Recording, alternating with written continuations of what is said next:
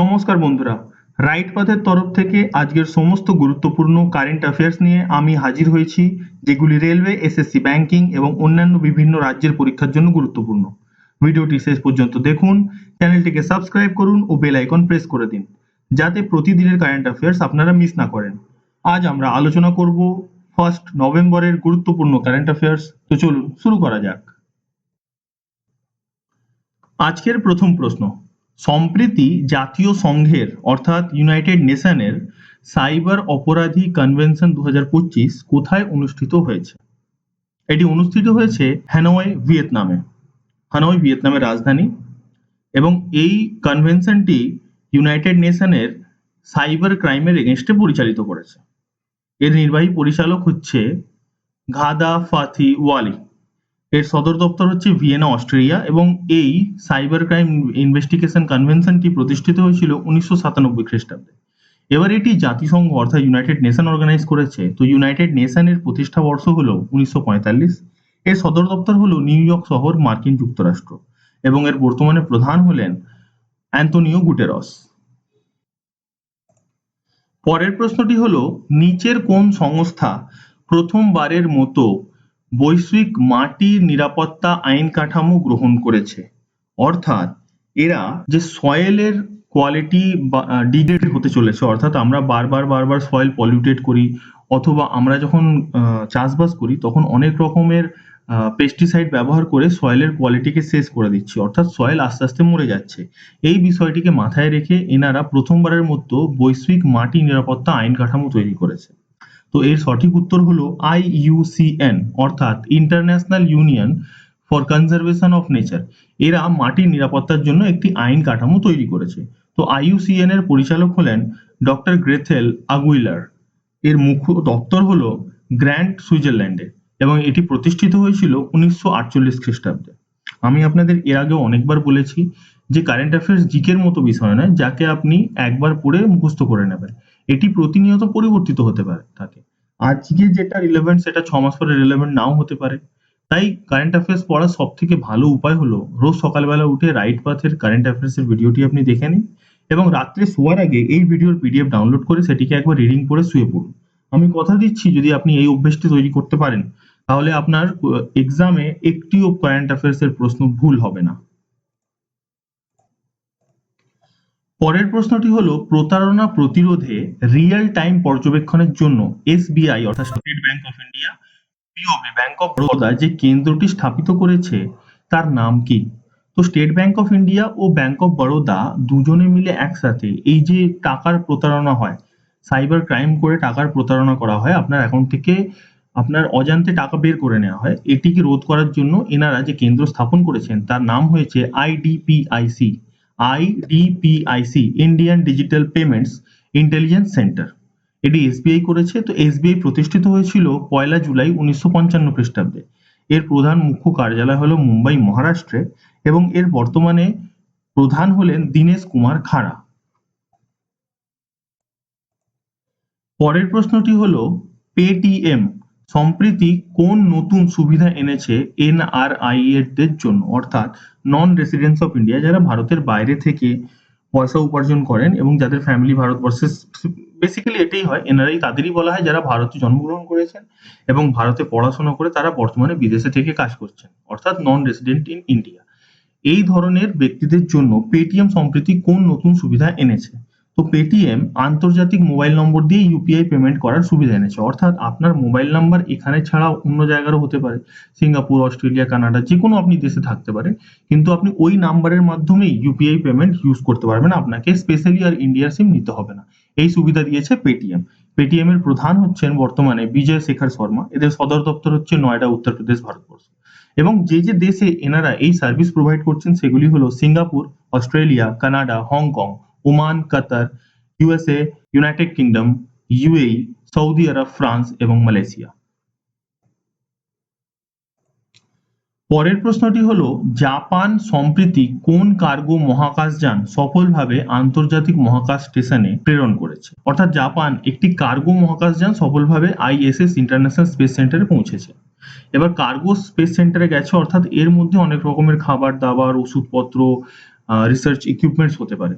তো তো এটির নাম হলো HTV-X1। এই যে কার্গোটি মহাকাশযানে গেছে এবং ISS এ পৌঁছেছে তার নাম হলো HTV-X1। এবার এটা জাপান করেছে, তো জাপানের রাজধানী হলো টোকিও। জাপানের মুদ্রা হলো জাপানি ইয়েন। জাপানের বর্তমানে প্রধানমন্ত্রী হলেন সানায়ে তাকাইচি। ইনি জাপানের প্রথম মহিলা প্রধানমন্ত্রী, সানায়ে তাকাইচি। এবার এই অপারেশনটি জাক্সা করেছে, তো জাক্সার ফুল ফর্ম হলো জাপান এরোস্পেস এক্সপ্লোরেশন এজেন্সি। এটি 2003 সালে 1 অক্টোবরে প্রতিষ্ঠিত হয়েছিল। পরের প্রশ্নটি হলো ভারতের রাষ্ট্রপতি শ্রীমতী দ্রৌপদী মুর্মু কোথায় রাফেল বিমান চালিয়েছেন?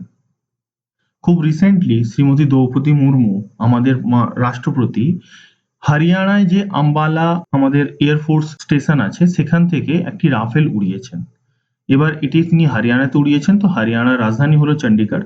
হরিয়ানার মুখ্যমন্ত্রী হলেন নায়ব সিং সাইনি এবং হরিয়ানার রাজ্যপাল হলেন অধ্যাপক অসীম কুমার ঘোষ। হরিয়ানার আম্বালার বায়ুসেনা স্টেশন থেকে তিনি এই রাফেলে বসে রাফেল উড়িয়েছেন। তিনি প্রথম ভারতীয় রাষ্ট্রপতি হিসাবে বায়ুসেনার দুটি ভিন্ন বিমান উড়িয়েছেন। এর আগে উনি 2023 সালে আসামের তেজপুর থেকে সুখোই 30MK বিমানও চালিয়েছিলেন। এবার ইনি আমাদের আম্বালা এয়ারবেস থেকে রাফেল উড়িয়েছেন। পরের প্রশ্নটি হলো APEDA কোন দুই রাজ্যের লেবু প্রথমবার যুক্তরাজ্যে পাঠিয়েছে?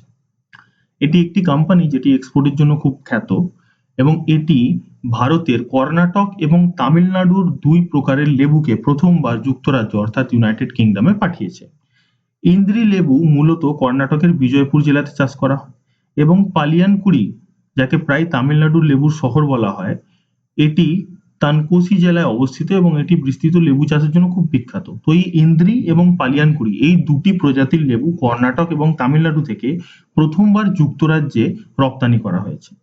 এবার এটি কর্ণাটক এবং তামিলনাড়ু থেকে হয়েছে। তো কর্ণাটকের রাজধানী হলো বেঙ্গালুরু। কর্ণাটকের মুখ্যমন্ত্রী হলেন সিদ্দারামাইয়া। কর্ণাটকের রাজ্যপাল হলেন থাওয়ারচাঁদ গেহলোত এবং তামিলনাড়ুর রাজধানী হলো চেন্নাই। মুখ্যমন্ত্রী হলেন MK স্টালিন এবং রাজ্যপাল হলেন RN রাবি। পরের প্রশ্নটি হলো where cinema connects the world এই থিমের সাথে আন্তর্জাতিক চলচ্চিত্র উৎসব অর্থাৎ ইন্টারন্যাশনাল ফিল্ম ফেস্টিভ্যাল কোথায় উদযাপিত করা হয়েছে? তো where cinema connect the world এই থিমের সাথে কলকাতার আন্তর্জাতিক চলচ্চিত্র উৎসব শুরু করা হয়েছে। এটি 6 থেকে 13 নভেম্বরের মধ্যে উদযাপিত করা হবে। এবার এটি কলকাতা হয়েছে। তো কলকাতা হলো আমাদের পশ্চিমবঙ্গের রাজধানী। এখানকার মুখ্যমন্ত্রী হলেন মমতা বন্দ্যোপাধ্যায় এবং পশ্চিমবঙ্গের রাজ্যপাল হলেন ডক্টর CV আনন্দ বোস। আমাদের পশ্চিমবঙ্গের যে রাষ্ট্রীয় প্রাণী হচ্ছে সেটি হচ্ছে মেছো বেড়াল। আমাদের রাজ্য পাখি হচ্ছে সাদা গলাওয়ালা কিংফিশার এবং রাষ্ট্রীয় গাছ হচ্ছে ছাতিম গাছ, অর্থাৎ রাজ্যের যে গাছ সেটি ছাতিম গাছ। পশ্চিমবঙ্গের শোক অথবা বাংলার দুঃখ বলা হয় দামোদর নদীকে। পরের প্রশ্নটি হলো ভারতের কোন শহরে NCBS ও ICTS যৌথভাবে ক্যালিবার কেন্দ্রটি চালু করেছে? CALIBER ক্যালিবারের ফুল ফর্ম হলো centre for artificial learning and intelligence for biological research and education. অর্থাৎ এনারা আর্টিফিশিয়াল ইন্টেলিজেন্সকে ইউজ করে পড়াশোনা এবং বায়োলজিক্যাল রিসার্চকে এগিয়ে নিয়ে যাবে। তো এই সেন্টারটি খোলা হয়েছে বেঙ্গালুরুতে। এবার বেঙ্গালুরু কর্ণাটকে অবস্থিত। আপনি ডান দিকে কর্ণাটকের ম্যাপ দেখতে পাচ্ছেন। কর্ণাটকের রাজধানী হলো বেঙ্গালুরু। কর্ণাটকের মুখ্যমন্ত্রী হলেন সিদ্দারামাইয়া এবং কর্ণাটকের রাজ্যপাল হলেন থাওয়ারচাঁদ গেহলোত এবং যে সেন্টারটি খোলা হয়েছে তার নাম হলো ক্যালিবার অর্থাৎ centre for artificial learning and intelligence for biological research and education. পরের প্রশ্নটি হলো দক্ষিণ কোরিয়ার সর্বোচ্চ সম্মান গ্র্যান্ড অর্ডার অব মাগুনগাঁও 2025 সালে কাকে প্রদান করা হয়েছে? তো এই গ্র্যান্ড অর্ডার অব মাগুনগাওয়া যেটি সাউথ কোরিয়ার সবথেকে সর্বোচ্চ সম্মান সেটি দেয়া হয়েছে আমেরিকার রাষ্ট্রপতি ডোনাল্ড ট্রাম্পকে। ডান দিকে আপনি সাউথ কোরিয়ার ম্যাপ দেখতে পাচ্ছেন। সাউথ কোরিয়ার প্রধানমন্ত্রী হলেন ইউন সুক ইউল। এখানকার রাজধানী হলো সিওল এবং সাউথ কোরিয়ার মুদ্রা হলো সাউথ কোরিয়ান ওয়ান। একটি ফ্যাক্ট আমি আপনাদের বলে রাখি যে নর্থ কোরিয়া এবং সাউথ কোরিয়াকে যে লাইনটি ডিভাইড করছে তার নাম হলো 38th প্যারালাল।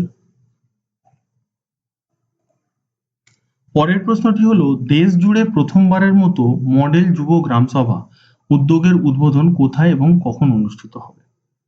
তো এই মডেল যুব গ্রাম সভা উদ্যোগের উদ্বোধন হবে নয়াদিল্লি এবং এটি উদ্বোধিত হয়েছে 30শে অক্টোবর। পরের প্রশ্নটি হলো সম্প্রতি মহিলা ওয়ানডে র্যাঙ্কিংয়ে বিশ্বের শীর্ষস্থানীয় ব্যাটার হিসাবে কে স্থান অর্জন করেছেন? তো এবারে ওয়ানডে ইন্টারন্যাশনাল উমেন্স ওয়ার্ল্ডের বেস্ট ব্যাটসম্যান হয়েছেন স্মৃতি মান্ধানা, আমাদের টিমের স্মৃতি মান্ধানা। আপনারা জানেন উমেন্স ইন্ডিয়ান টিম কালকেই ইতিহাস গড়ে তুলেছে। এরা 25 বছরের পর ফাইনালে উঠেছে সাউথ আফ্রিকার সাথে। 25 বছরের পর কোনো নতুন টিম, দুটি নতুন টিম একে অপরের সামনে দাঁড়াবে, সাউথ আফ্রিকা এবং ইন্ডিয়া। এবং 7 বারের বিজেত অস্ট্রেলিয়াকে এরা সেমিফাইনালে আউট করে বাইরে বার করে দিয়েছে। তো এটি একটি ইতিহাস গড়ে তুলেছে এবং স্মৃতি মান্ধানা ওয়ানডে ইন্টারন্যাশনাল র্যাঙ্কিং এ বিশ্বের সর্বোচ্চ ব্যাটসম্যান হয়ে গেছে। এইবারে আজকের হোমওয়ার্ক কোয়েশ্চেন। আজকের হোমওয়ার্ক কোয়েশ্চেন হলো পূর্ব তিমোর আসিয়ানে কততম সদস্য হিসাবে যোগদান করেছে? পূর্ব তিমোর আসিয়ানের কততম সদস্য হিসাবে যোগদান করেছে? এর উত্তর আপনারা কমেন্ট বক্সে অবশ্যই লিখে জানাবেন। 4টে অপশনের মধ্যে থেকে যেটি সঠিক সেই উত্তরটি, এবং এই কোশ্চেন সম্বন্ধে আরো যে তথ্যগুলো আপনারা জানেন সেই তথ্যগুলো আপনারা লিখে জানাবেন। যদি এর উত্তর আপনাদের না জানা থাকে তাহলে গতকালের ভিডিওটি দেখবেন অথবা গুগল সার্চ করে লিখবেন, কিন্তু অবশ্যই লিখবেন, কারণ আপনারা যেটি একবার লিখে দেবেন সেটি আপনারা সহজে ভুলবেন না। এবারে গতকালের হোমওয়ার্ক কোয়েশ্চেনের উত্তর। গতকালের হোমওয়ার্ক কোয়েশ্চেন ছিল রানী চেন্নাম্মার কিত্তুর বিজয়ের 200তম বার্ষিকী উপলক্ষে কেন্দ্রীয় সংস্কৃতি ও পর্যটন মন্ত্রী কোন মূল্যমানের স্মারক মুদ্রা প্রকাশ করেছেন? এর সঠিক উত্তর হলো যে রানী চেন্নাম্মার কিত্তুর বিজয়ের 200তম বার্ষিকী উপলক্ষে আমাদের পর্যটন মন্ত্রী 200 টাকার একটি সাংকেতিক মুদ্রা প্রকাশ করেছেন। রাইট পাথের তরফ থেকে এটা ছিল আজকের মোস্ট ইম্পর্টেন্ট কারেন্ট অ্যাফেয়ার্স। ভিডিওটি আপনাদের পছন্দ হলে এবং কন্টেন্ট ভালো লাগলে অবশ্যই ভিডিওটিকে লাইক করবেন এবং চ্যানেলটিকে সাবস্ক্রাইব করবেন, সাথে বেল আইকনটিও প্রেস করবেন, যাতে আমরা এই ধরনের আরো কন্টেন্ট আপনাদের জন্য আনতে পারি। ভিডিওটি কেমন লাগলো সে বিষয়ে অবশ্যই নিজের মতামত কমেন্ট বক্সে জানাবেন, এবং ভিডিওটি পছন্দ হলে নিজস্ব বন্ধুদের এডুকেশন গ্রুপে ভিডিওটি অবশ্যই শেয়ার করবেন, যাতে এই ভিডিও দেখে আরো সবাই উপকৃত হতে পারে। এই ভিডিওর পিডিএফ আপনি ভিডিওর ডেসক্রিপশন বক্স থেকে ডাউনলোড করতে পারেন অথবা টেলিগ্রাম চ্যানেল থেকেও ডাউনলোড করতে পারেন। টেলিগ্রাম চ্যানেল জয়েন করার লিংক আপনি ভিডিওর ডেসক্রিপশনে পেয়ে যাবেন। এখানে এছাড়াও আপনি অন্যান্য পরীক্ষা সম্পর্কে আপডেট এবং ফ্রি কন্টেন্টও পেয়ে যাবেন। লেটেস্ট আপডেটের জন্য অবশ্যই আমাদের রাইট পাথের ফেসবুক এবং ইনস্টা পেজ ফলো করতে ভুলবেন না। ইনস্টা ও ফেসবুক পেজের লিংক আপনি ডেসক্রিপশন বক্সেই পাবেন। আজকের মতো এইটুকু। আবার কাল দেখা হবে কালকের মোস্ট ইম্পর্টেন্ট কারেন্ট অ্যাফেয়ার্স নিয়ে। নিজের খেয়াল রাখুন এবং পড়াশোনা ভালো করে চালিয়ে যান। জয় হিন্দ।